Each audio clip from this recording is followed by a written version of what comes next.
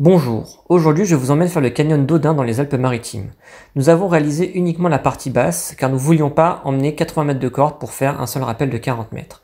Pour sa partie basse, c'est un canyon parfait pour l'initiation. Pour y aller, il faut se garer au parking à l'entrée du village de Fangueto, puis suivre les indications des panneaux. Lorsque votre chemin croisera le canyon, ça sera l'entrée de la partie basse. Vous pouvez continuer encore un tout petit peu pour aller faire la partie haute avec le fameux rappel de 40 mètres. Comme je vous le disais, c'est un canyon parfait pour l'initiation, car on évolue toujours dans un environnement ouvert, où il faudra aller chercher de la ludicité. Il y a beaucoup de petits toboggans, et de quoi également réaliser quelques sauts. On voit ici le fameux haricot d'Audin, que l'on prend soit en toboggan, soit en sautant. A noter que ici il y avait un faible débit, et que probablement qu'avec un petit peu plus de débit, c'est bien plus ludique.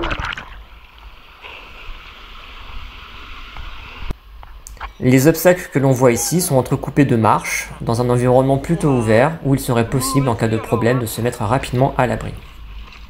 Comme je vous disais, avec un petit peu plus de débit, le toboggan aurait probablement mieux glissé en ce qui me concerne. Avec la jupe là, c'est pas très waouh hein.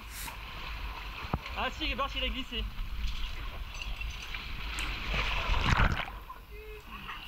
Les locaux nous disent que normalement l'eau ici est toujours claire et les vasques sont toujours magnifiques. Et effectivement, si vous ennuyez quelqu'un qui ne connaît pas le canyon, eh bien je pense qu'il en prendra plein les mirettes. On voit ici un autre toboggan.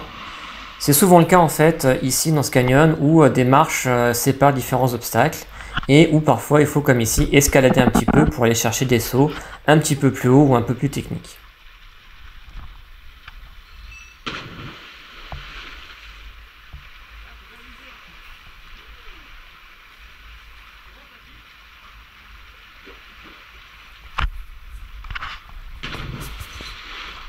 Yeah. Encore une fois, un toboggan ou un saut. Quand je vous dis qu'il y en a beaucoup, c'est pas des mensonges.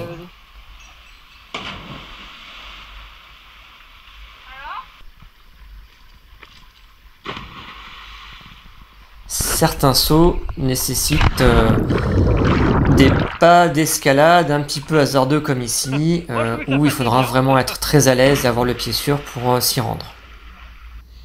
Et voilà la sortie, vous empruntez le petit pont et ça vous ramène à la voiture. Pour ne rien rater de mes aventures, abonne-toi à ma page et surtout active les notifications. Tu verras ainsi des vidéos de spéléo, plongée, ski, canyon et bien d'autres. À bientôt!